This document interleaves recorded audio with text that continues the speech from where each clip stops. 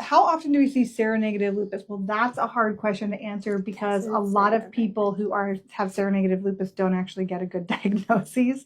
So you can have seronegative lupus, is fairly common. I don't know. I think the literature, last time I read it, is like up to 40%, which is like kind of high.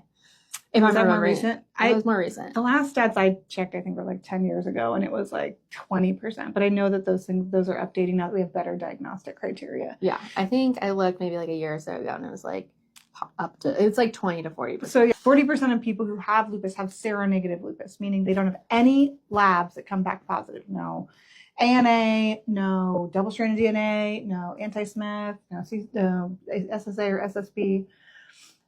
But you have to diagnose lupus based off symptoms. Now, the diagnostic criteria, there's like 3 different kinds, but the more recent diagnostic criteria has like 30 different markers that you go off of for lupus.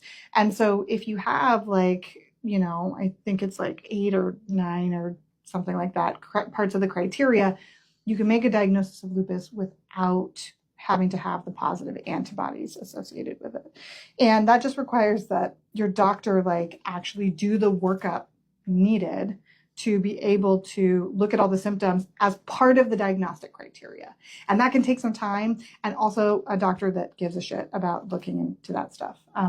But we see it fairly, not regularly. I'd say probably of all the lupus patients that I have, I would say probably about 10% of them are seronegative lupus. So yeah, I would agree with that. Yeah. And then if you have symptoms of a lot of the ANA conditions come together. So if you have a lot of family members that have Sjogren's, right, which is like the dry eyes, dry mouth, all the exocrine glands dry up, then you want to look for lupus symptoms, because lupus and Sjogren's can often co-occur together.